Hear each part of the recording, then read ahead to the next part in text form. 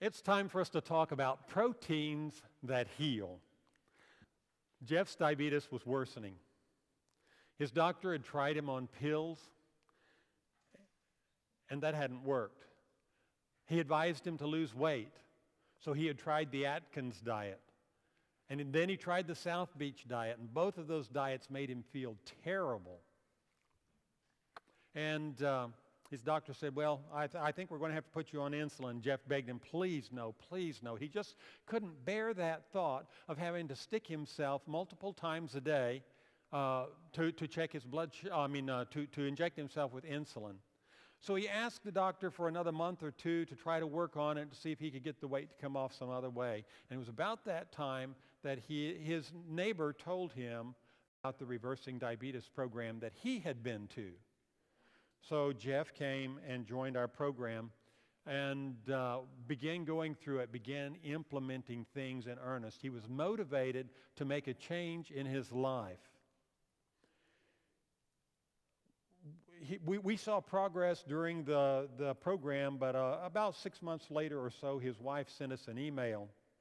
And I'm going to read what she said here. She said, Jeff went back for another 3-month checkup today. His A1C level was down, and he's no longer diabetic. The doctor said, it's your diet. He had gained a pound since his last visit, but Dr. Stensby wasn't worried about that. He told Jeff, keep up what you're doing. We are so thankful for all the information we have gained while attending your class. It was priceless. God bless you both.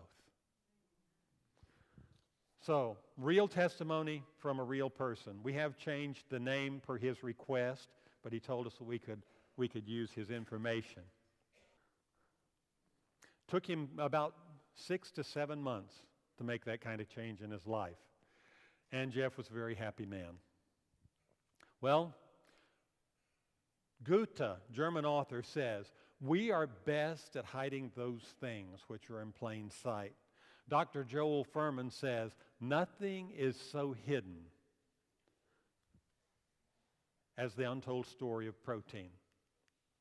So let's jump in and tell the story of protein, especially as it relates to diabetes. You know, when we think about protein, we start asking ourselves all kinds of questions. What is a good source of protein? How much protein do I need to get? Does it need to be plant proteins or does it need to be animal proteins? Is it a good quality protein? What kind of supplements are best? And what kind of impact, of course, does it have on diabetes? Well, anytime we talk about protein, I think we need to address a cultural bias that we have in our country. For many years now, we have had the opinion that if there was meat on the table, that equaled prosperity. And if you were rich, you ate meat. And if you were poor, you ate plants. And if you were poor, it was because you're lazy. Well, none of the above are true. What we eat is a choice, and it needs to be made based on good, intelligent, scientific information. Dr. T. Colin Campbell is probably the world's leading researcher on nutrition and disease. He's been published over 350 times in peer-review articles. And I heard him tell his story one day, and I'd like to relate that to you. He said that he graduated in 1959 from his doctoral studies in nutrition and became a part of the global effort to end world hunger. Back in the 1960s and early 1970s, it was widely believed that the problems with world hunger and with malnutrition were because all related to protein deficiencies. And if we could just get the amount of protein up in the diet, then we would do much better. And so governments and universities all over the world were involved in this effort. And as a result of that, Dr. Campbell found himself in the Philippines working to relieve world hunger, specifically working to increase the protein content in the foods that were fed to children. Now, it wasn't a real problem within 50 miles of the coastland. They could they had an ample supply of fish, and they could use the fish to meet the protein needs in the diet. Inland was a different story because roads in the early 1950s in the Philippines were not good. So on the inland, they decided that the best thing for them to do was to start growing peanuts. And the peanuts, if they're not completely dried, which is a problem in a tropical country, if the peanuts are not completely dried, there's a mold that will grow on them, and the mold produces something called aflatoxin, which is probably the most carcinogenic substance known to man. So Dr. Campbell had a dual problem on his hand. Number one, how to produce more proteins, more peanuts, and number two, how to prevent aflatoxin contamination. When people get contaminated with aflatoxin, they develop liver cancer. Well, at this point in time, in science, they had looked at the nutritional intakes of foods around the world. And they had noted that in the countries that were the poorest, they had the highest rates of liver cancer. So putting things together, they decided that liver cancer apparently was caused because of protein deficiency, because the people in the poor countries couldn't afford to buy their meats. Therefore,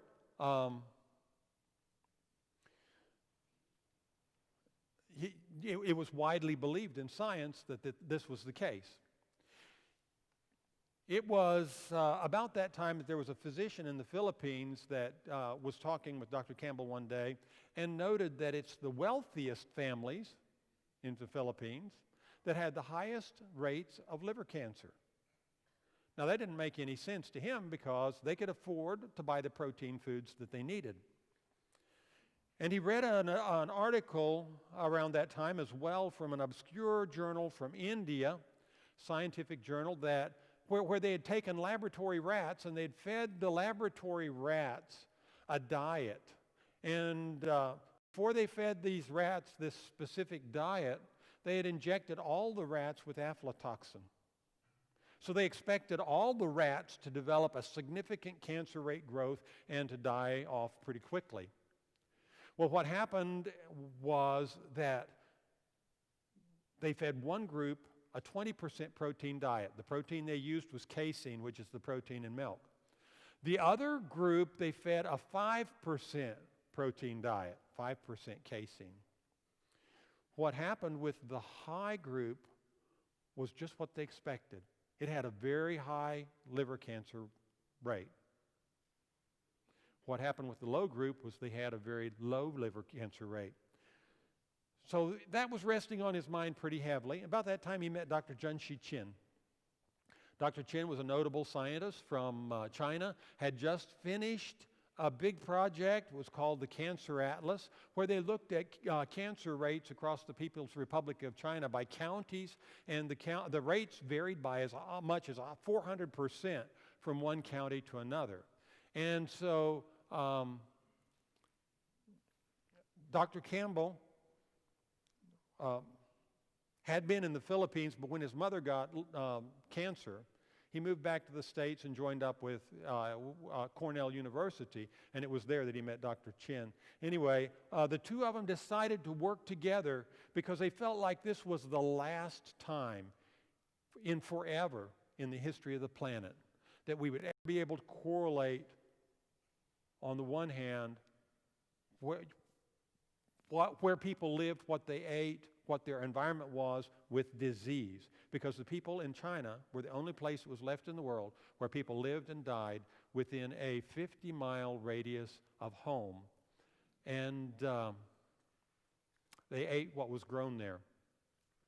So in a collaborative effort, the U.S. government and the People's Republic of China got together and did what is now known as the China Study. They identified those counties with the highest and lowest cancer rates. They went into the counties, selected 100 people from each county, and collected more than 1,000 pieces of information on each individual.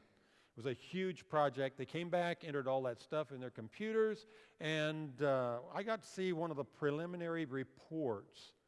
It was a little paperback thing about this thick. and it just piqued my interest so much. I've followed Dr. COLIN Campbell with interest for the last probably 25, 30 years. But it has ignited a firestorm of scientific research. His book was published in 2004. And when he came back to Cornell, he set up to repeat these studies that he had seen from China.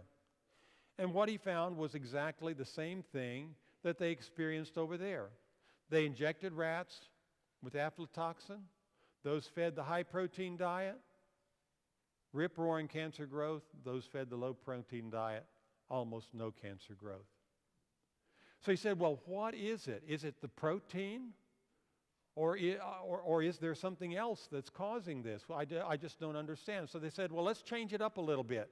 What let's do is let's do another study, and this time we're going to inject a group of rats with a very low dose of aflatoxin, and then we'll inject the other groups with a high dose of aflatoxin. But to the low dose group, we're going to feed a high protein diet, whereas to the high dose group, we're going to give them a very low protein diet. When they did that, those that had the very low protein diet, even though they had high levels of aflatoxin, had almost no growth. Those with the low dose of aflatoxin, high tumor growth. Well, they repeated this over and over again. They said, what percentage of protein is it that causes cancer growth to jump? And so they started out first with 4%. They couldn't get any lower than 4. They started out with 4%, almost no cancer growth. 6%, tiny bit more, but not much more. And 8%, just a little bit more, but not much. 10%, just a little bit more, but not much. 12%, it more than doubled. And then when they went to 14, it blew the top off. And at 20%, it was even higher still. Average American, our protein content is approximately 20 to 23%. Depends on who you're talking to. So you can see that there is a potential problem here, but this study was done with rats, and it was done with aflatoxin, and it was done with liver cancer initially. So they repeated it again and again and again. And they used all kinds of proteins. And they used all kinds of cancers. And what they found was this same shape of graph over and over again. They called it the hockey stick effect because it looks a lot like a hockey stick. And it's interesting that 10% protein is actually adequate protein for good, wholesome human growth and development. That will include well over 98% of the population. It's adequate for their protein needs at 10%. So given that liver cancer rates doubled or other cancer rates double at 12% or more than double, it might have some implications that we might want to consider regarding our own protein intakes. Well, as a result of his studies, what he discovered that there biologically in nature were two kinds of proteins. One that came from animal sources and the other one that came from plant sources. And on the screen here, I've shown some of the correlations. I've just put together some of the things that he said about them. He said as you increase your intake of animal protein, your rate of disease also increases. And as you increase your intake of plant proteins, you have no response in increased disease. As you increase your intake of animal proteins, there's associated with saturated fat, so you also increase your fat intake. Plant proteins, on the other hand, are associated with low poly and monounsaturated fats. Over here, the animal proteins contain no dietary fiber. Plant proteins, on the other hand, are full of dietary fiber. These are low in antioxidants and vitamins, whereas the plants are high in antioxidants and vitamins. Very interesting information. What about other diseases? Well, as they repeated these tests over and over again, he found out that this same hockey stick effect showed up with cancers, ovarian, colon, and prostate cancers, cardiovascular disease, osteoporosis, and even diabetes. Hello? Diabetes, hypertension, dementia. They've made over 8,000 associations between lifestyle, diet, and disease, and universities all over the world are still researching to figure out what is the real truth behind this situation. Are there other studies that show similar results? You know, in science, we don't like to take just one person's research, regardless of how many times they have published. So we want to see a plethora of information. And literally, I can tell you, there are thousands of reports out there that are basically saying the same thing. But let me show you a few of them. One published in 2000 by R.M. Fleming in the journal Angiology. In this study, what they did is they compared two diets. It was a whole foods plant-based diet with a low-carb, high-protein diet. So the plant-based diet versus like an Atkins diet or something on that nature. What they discovered as they measured blood flow was if you ate a whole food plant-based diet, it increased your circulation by 40%. But if you were eating the low-carb, high-protein diet, it decreased it by 40%. Now, yesterday we told you that people who have diabetes have about 80% of them or 85% of them have cardiovascular disease. If you have cardiovascular disease where your arteries are already narrowed and you're at high risk for a heart attack, are you going to want to pursue a diet that's going to decrease your blood flow by 40%? I work with a man, his name is Steve, and Steve had diabetes. And he came to me one day and he says, share with me what I need to do. He says, I've got a clue. He works in dietary. So I shared with him what he needed to do, and he went home and started doing it. About 2 weeks later, I happened through the cafeteria line, and he was there, and he just explodes. Steve! Yeah, I got to tell you, it's working. I said, what? The diet, what you put me on, it's working. And I said, oh? I said, how are your sugars doing? Oh, they're coming down. But he said, the amazing thing is my angina's gone. He said, my heart used to burn every time I would push that dietary cart down the hall. He says, I wouldn't even tell my family because I knew it would worry them. He said, but it's gone. Well, had his cardiovascular disease gone away in 2 weeks? I don't think so. But what this kind of diet does is it actually thins the blood a little bit. It's like putting him on a blood thinner, if you please. It increased the blood flow through his heart. And as a result of that, his angina went away. I just encouraged him to stick with the diet, stay with the diet. You know, in time, your cardiovascular disease has the potential for reversing. Another study, Morgan E. Levine, University of, it's USC Davis School of Gerontology. She headed up a study there where they looked at different contents of protein in the diet. And, it's known that when you eat animal proteins, it increases something that's called insulin-like growth factor 1, IGF-1. It increases IGF-1 in your body. And IGF-1 is associated with cardiovascular disease, cancers and diabetes, And if you're eating less animal protein, we know that it lowers the IGF-1 in the body. So with that being a basis of their understanding, they did a study where they compared a high-protein diet to a moderate-protein diet to a low-protein diet. And on the high-protein diet, what they discovered was there was a 74% in overall mortality for those people in the 50 to 65 age group. There was a 28% reduction in overall mortality if they were over 65. They hypothesized that the reason probably was as we age, our protein needs increase a little bit. which may very well be true. But they also discovered that there was a fourfold risk of dying from cancer in the 50 to 65 group, and you had a fivefold risk of dying from diabetes. Hello again. Fivefold risk of dying from diabetes on a high-protein diet than you did on a low-protein diet.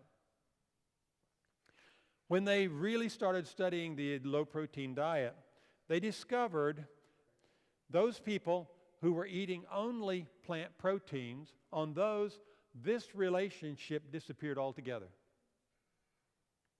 Just leveled it out. Amazing. Take-home message. I think from this study it teaches us that we really should consume less than 10% of our calories from animal proteins. There are lots of proteins in our fruits and vegetables. They can be another protein source for us.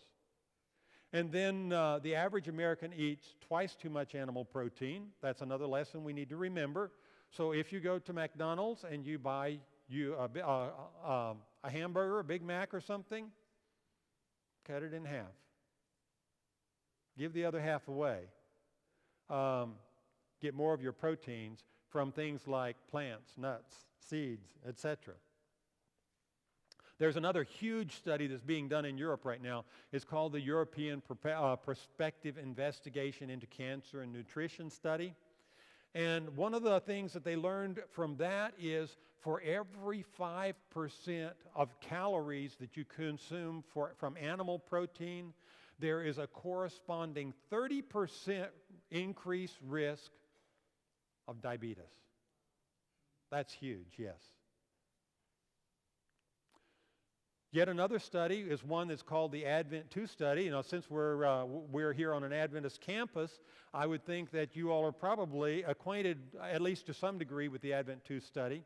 But you know, the Adventist people have had a health orientation for a long time. They believe health is important. Our bodies are the temple of the Holy Ghost, and therefore we need to treat them that way.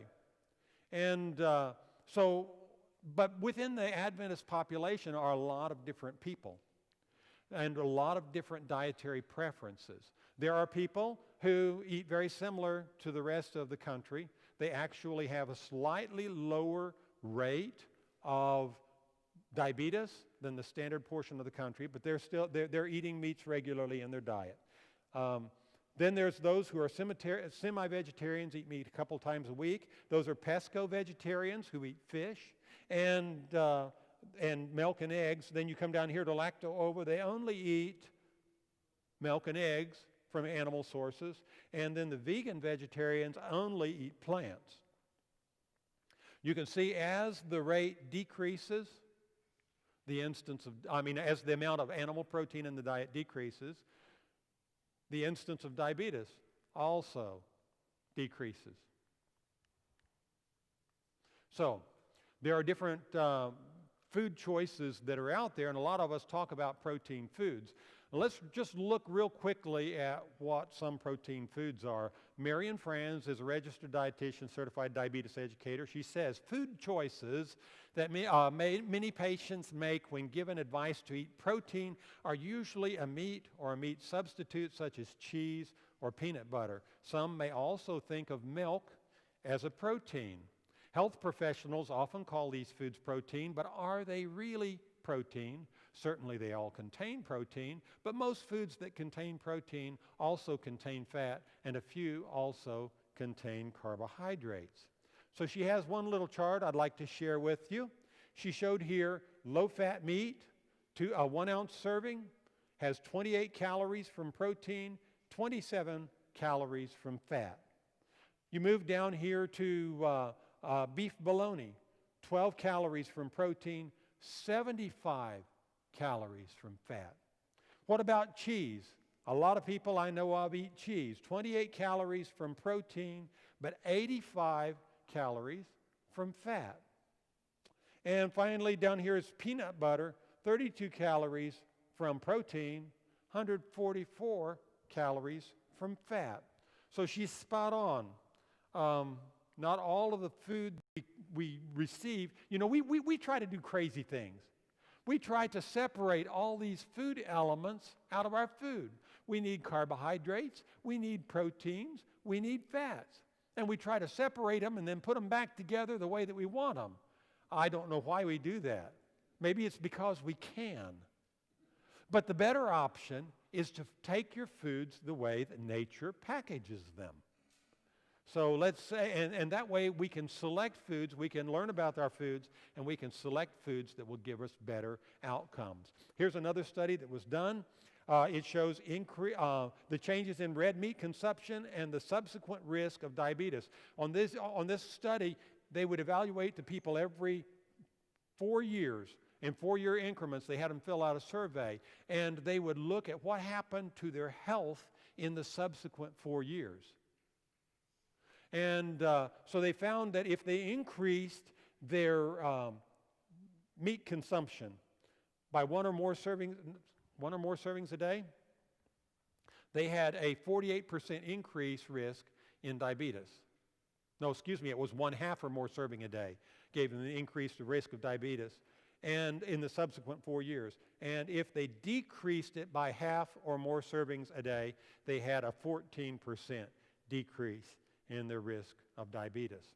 So there are actually a lot of other studies out there. I've actually deleted a bunch of them off this program because we just don't have time to go into them all. But as the consumption of animal products go up, your incidence of diabetes goes up. As they go down, your prevalence of diabetes also goes down. In 2016, the U.S. government passed